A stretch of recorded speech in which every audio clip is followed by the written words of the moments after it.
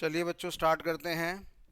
Last class में जैसा कि हमने डिस्कस करा था, हम एक टॉपिक डिस्कस कर रहे थे जिसका नाम क्या था, डेटा डिक्शनरी। और जब हम डेटा डिक्शनरी की बात करते हैं तो बताया था डेटा डिक्शनरी हमारा डीबीएमएस के कंपोनेंट का सबसे पहला पार्ट है। डाटाबेस मैनेजमेंट सिस्टम के कंपोनेंट्स को अगर हम क्लासीफाइड करेंगे तो मल्टीपल पार्ट्स में क्लासीफाइड करा था हम लोगों ने। पहला नाम डेटा डिक्शनरी हो गया, दूसरा स्ट्रक्चर्ड क्वेरी लैंग्वेज हो गया, रिपोर्ट जनरेटर हो गया, यूज़र हो गया, मिडलवेयर हो गया, और आखिरी नाम था डेटाबेस एंड एप्लीकेशन प्रोग्राम्स। बारी बारी ये शब्द हमें समझने हैं, बारी बारी शब्दों का ज्ञान अगर हमें मिलेगा तो डेटाबेस मैनेजमेंट सिस्टम के बारे में थोड़ी सी जानकारी हमें हो जाएगी। डाटा डिक्शनरी की अगर हम बात करते हैं तो मैंने बताया था कि डाटा डिक्शनरी को पढ़ने से पहले हमें क्या करने पड़ेंगे, काफ़ी सारी टेक्निकल टर्म्स समझनी पड़ेंगी, क्योंकि ये टॉपिक इतना सीधा नहीं है। काफ़ी सारे टेक्निकल शब्दों के बारे में ज्ञान होना चाहिए, तब जाके हमें जानकारी प्राप्त होती है। अब टेक्निकल टर्म्स की अगर हम बात करेंगे, टेक्निकल टर्म्स में हमारे पास बड़े सारे शब्द आ रहे थे आपके कि सर टेबल हमारे पास क्या होता है, सिस्टम डिफाइंड टेबल से हमारा क्या मतलब है, यूज़र डिफाइंड टेबल से हमारा क्या मतलब है, और भी बड़े सारे शब्द हैं। आज थोड़ा सा हम उनके बारे में जानकारी पढ़ेंगे। आपको याद होगा मैंने बताया था टेबल का मतलब क्या होता है। टेबल एक ऐसी चीज़ होती है जहाँ पे मेरे पास रोज़ होती हैं, जहाँ पे मेरे पास कॉलम्स होते हैं। आपके कॉलम्स को हमने डेटा आइटम्स का नाम भी दिया था, एट्रीब्यूट का नाम भी दिया था, रोज़ को हमने रिकॉर्ड का भी नाम दिया था अगर आपको याद हो तो। फिर मैंने कहा था टेबल्स दो तरह के होते हैं, एक का नाम होता है सिस्टम डिफाइंड टेबल, एक का नाम होता है user defined table. User defined table की बात करेंगे based on the requirements of the user, based on the requirements of the organisation. ठीक है जी। और सिस्टम डिफाइंड टेबल की बात करेंगे तो हमने कहा ये वो टेबल हैं जो कि सॉफ्टवेयर के द्वारा खुद ही प्रोवाइड करे जाएंगे। मैंने कहा था डीबीएमएस का एक फेमस एग्जांपल है, उसका नाम मेरे पास क्या, ओरेकल है। ओरेकल की बात करेंगे, एक बहुत बड़ा ब्रांड है ना। इंडियन स्टॉक मार्केट के अंदर, एनएससी के अंदर, बीएससी के अंदर ओरेकल फाइनेंशियल करके कंपनी हमारी लिस्टेड भी है, उसका शेयर भी बिकता है। मेरे ख्याल से आज की डेट में ज़्यादा नहीं तो 12,250 का इसका शेयर अभी का भाव इसका चल भी रहा है। इस कंपनी की बात करेंगे तो तकरीबन ये कंपनी हमारे पास 1 लाख से ऊपर का मार्केट कैपिटलाइजेशन मेंटेन करके बैठी है, तो कोई अल्लू टल्लू कंपनी नहीं है हमारे पास। और अगर मैं इस कंपनी की बात करूंगा तो इसने ज़्यादा नहीं 2200 करोड़ के करीब इसने क्या कर रखा है, प्रॉफिट कमा रखा है। और इस कंपनी की बात करूंगा तो आज की डेट में कैश फ्लो ज़्यादा नहीं 1400 करोड़ का कैश इसके हाथ में पड़ा हुआ है। तो मेरे कहने का मतलब ये है कि ये जो ओरेकल नाम का ब्रांड है ये किसका एग्जांपल है, डीबीएमएस का ब्रांड है। और डीबीएमएस का मतलब डेटाबेस मैनेजमेंट सिस्टम, और डीबीएमएस का मतलब क्या था, ऐसा सॉफ्टवेयर जो डेटा को ऑर्गेनाइज्ड वे में सेव करता है। फिर मैंने कहा था जो ओरेकल का मालिक है उसका नाम क्या था, लैरी एलिसन करके नाम था। और मैंने कहा था वर्ल्ड का रिचेस्ट मैन भी ये भाई रह चुका है, आज की डेट में टॉप 10 में नाम है, मेरे ख्याल से भी टॉप 3 में नाम है। नामों में फेरबदल होते रहते हैं इनकी मार्केट कैपिटलाइजेशन के हिसाब से, तो ऊपर नीचे होते रहते हैं, तो कब कौन सा बच्चा क्या देख रहा है वो डिपेंड करता है। तो ये जानकारी मैंने आपको बताई थी। अब देखने वाली बात यह है कि हम टेबल क्यों क्रिएट करते हैं। सवाल यह है कि टेबल हम क्यों क्रिएट करते हैं। सीधी सी बात है, डेटा को मेंटेन करने के लिए, डेटा को सेव करने के लिए। अगर मेरे को डेटा सेव करना है तो मैं क्या करूँगा, टेबल को क्रिएट करूँगा।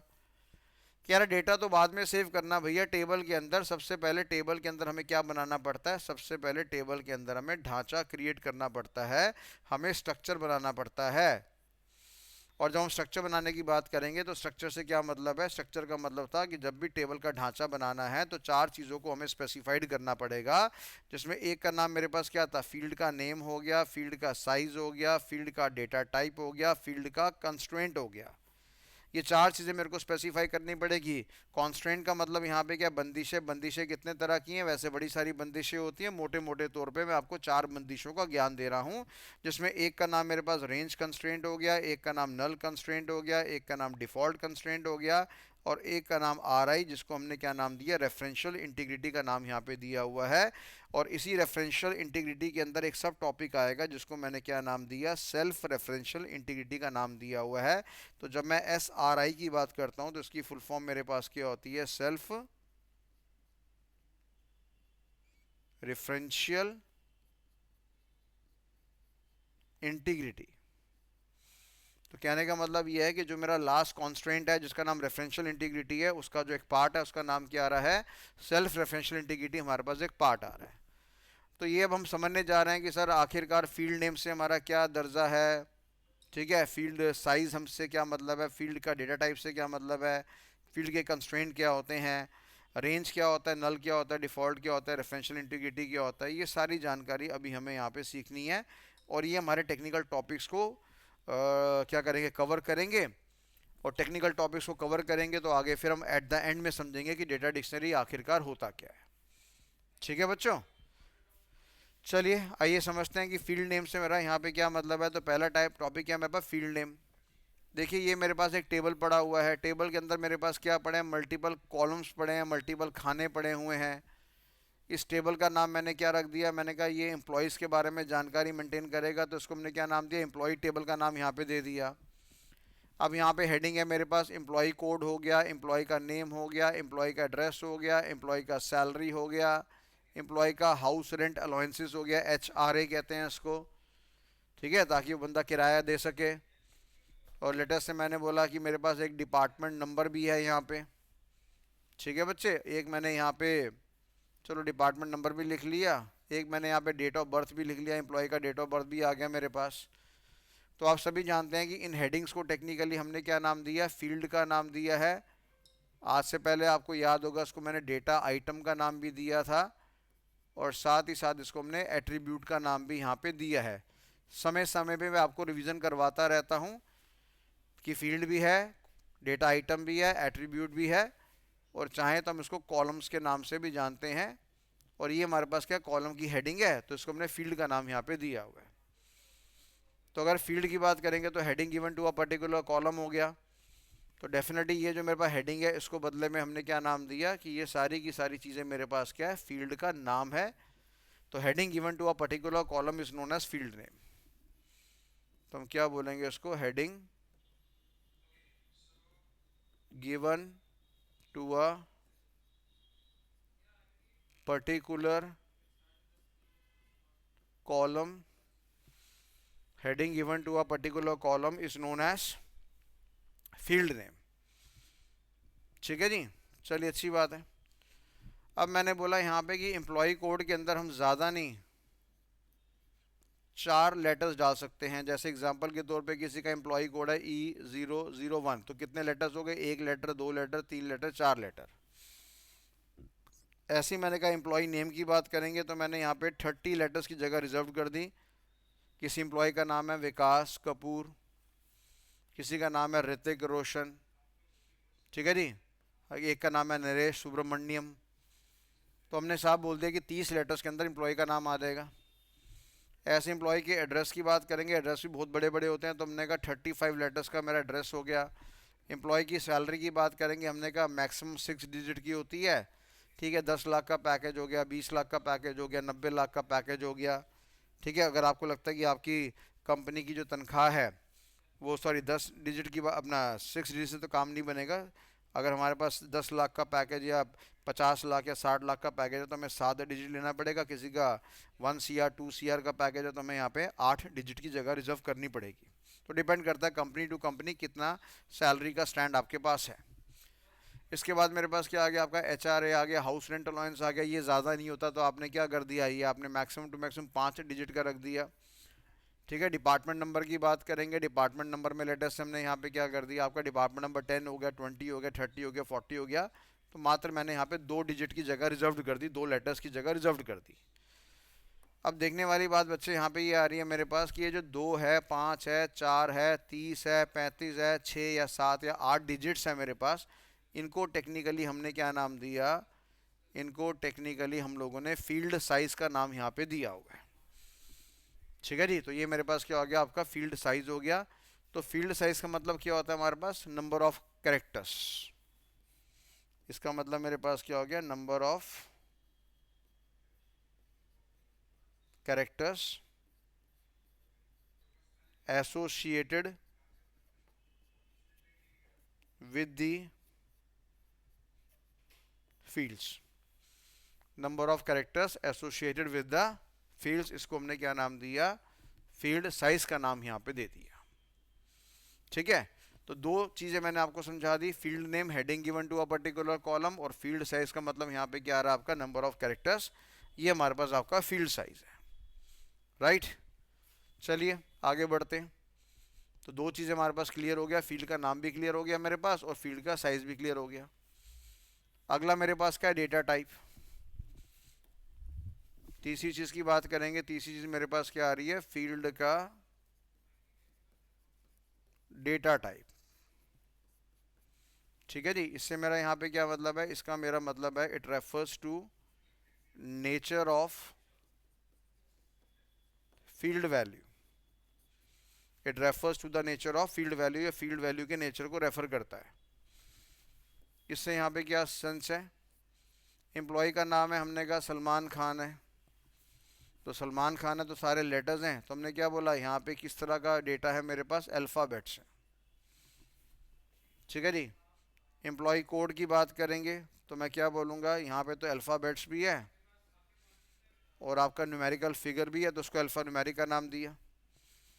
ऐसे ही मेरे पास एड्रेस लिखा हुआ है, WZ109 नंबर ए, ऐसे कुछ एड्रेस लिखा हुआ है, तो उसको भी हम बदले में क्या नाम देंगे, अल्फ़ा न्यूमेरिक का नाम ही देंगे। अच्छा, सैलरी की बात करेंगे, सैलरी में हमारे पास सारा का सारा क्या दिया हुआ है, सैलरी की बात करेंगे, सैलरी के अंदर हमारे पास सारा का सारा आपका न्यूमेरिकल फिगर दे रखा है हमारे पास। ठीक है जी।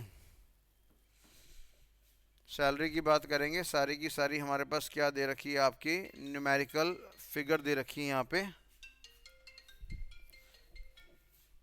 तो सैलरी की बात करेंगे तो सैलरी के अंदर हमारे पास क्या आपका न्यूमेरिकल फिगर्स है हमारे पास। अब न्यूमेरिकल फिगर से क्या मतलब है हमारे पास, जैसे किसी की तनख्वाह हमारे पास कितनी है, लेट से 5 लाख है, तो जो 5 लाख है ये सारे के सारे क्या न्यूमेरिकल डिजिट्स हैं मेरे पास। तो मैंने कहा इसका नेचर क्या है, इसका नेचर है मेरे पास न्यूमेरिकल। यहाँ पे क्या है, अल्फ़ा न्यूमेरिक, यहाँ पे मेरे पास क्या है, अल्फ़ाबेट्स। ठीक है जी। तो ये जो मेरे पास अल्फ़ाबेट है, अल्फ़ा न्यूमेरिक है या न्यूमेरिकल है, इन चीज़ों को हमने क्या नाम दिया, इन चीज़ों को हमने फील्ड का डेटा टाइप का नाम दे रखा है। तो इस चीज़ को हमने क्या नाम दिया, it refers to the nature of field value. It refers to the nature of field value. ठीक है जी। तो चलो ये भी क्लियर हो गया। तो हमने क्या पढ़ा कि जब भी टेबल का ढांचा स्पेसिफाई करना है, स्ट्रक्चर स्पेसिफाई करना है, चार चीज़ें स्पेसिफाइड करनी है, फील्ड का नाम, फील्ड का साइज, फील्ड का डेटा टाइप और फील्ड का कंस्ट्रेंट। ये हो गया, ये हो गया, ये हो गया, ये तीन चीज़ें बेटा हमारे पास यहाँ पे हो गई। ठीक है जी। अब हम बात कर रहे हैं फील्ड के कंस्ट्रेंट से क्या मतलब है। कंस्ट्रेंट का मतलब है मेरे पास लिमिटेशंस, लिमिटेशन मतलब बंदिशें, limitations associated with field values. कह रहा है हमने क्या लगा दी, बंदिशें लगा दी जो हमने एसोसिएट करी किसके साथ, फील्ड के साथ। और मैंने कहा कितने तरह की बंदिशें लगा दी, तो मैंने कहा चार तरह की। एक का नाम है मेरे पास रेंज कॉन्स्ट्रेंट, एक है मेरे पास नल कंस्ट्रेंट, एक है मेरे पास डिफ़ॉल्ट कंस्ट्रेंट, और लास्ट मेरे पास क्या आ रहा है आपका, रेफरेंशियल इंटीग्रिटी। ठीक है जी। तो ये जानकारी होगी हमारे पास किसके बारे में, रिगार्डिंग आपके फील्ड कंस्ट्रेंट के बारे में, कि कौन कौन सी बंदिशें हमने फील्ड के साथ लगा रखी हैं, ये हमें सीखना है। फिलहाल अभी हमने कितनी चीज़ें सीख ली, फील्ड का नाम सीख लिया, फील्ड का साइज सीख लिया, डेटा टाइप सीख लिया, और चौथी चीज़ हमारे पास क्या आ रही है, फील्ड की कंस्ट्रेंट। जब हम ये चार चीज़ें लगा देंगे तो हमारे पास क्या बन जाएगा, ढांचा, और किसका ढांचा बनेगा, हमारे पास टेबल का ढांचा बन जाएगा। ठीक है जी। अब ये जो हमारे पास रेंज कंस्ट्रेंट है, नल है, डिफ़ॉल्ट है, रेफरेंशियल है, ये क्या होता है, इसको हम पढ़ेंगे आपका नेक्स्ट क्लास में। ये क्लास मैं इतनी छोटी रख रहा हूँ, और थोड़ी सी हम फ्रीक्वेंसी बढ़ा देंगे क्लासेस की। ठीक है जी। जैसे ही मेरे को समय मिलता रहेगा, 15-15 मिनट का, 20-20 मिनट का, आधे आधे घंटे का पूरे दिन में, तो वैसे वैसे हम लेक्चर्स यहाँ पे बीच में आपके एक्स्ट्रा ऐड ऑन करते रहेंगे। तो इंस्टेड कि हम पूरा अलग से 30 मिनट का लेक्चर निकालें, 40 मिनट का लेक्चर निकालें, तो कई बार सिस्टम लेट हो रहा था मेरा तरफ से।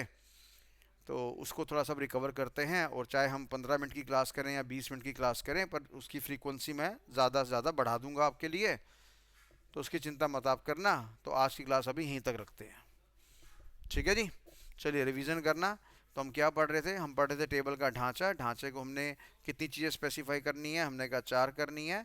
और 4 में से हमने कितनी स्टडी कर ली बेटा आज की डेट में, हमने फील्ड का नाम स्टडी कर लिया, साइज स्टडी कर लिया, डेटा टाइप स्टडी कर लिया, heading given to a particular column, number of characters and the nature of the field value, कि जो वैल्यू मैं डाल रहा हूँ उसका नेचर कैसे है। अब फील्ड के साथ कौन सी बंदिशें लगा सकते हैं, इसको पढ़ेंगे नेक्स्ट लेक्चर में। तो आज के लिए इतना ही ज्ञान रखेंगे। Thank you so much.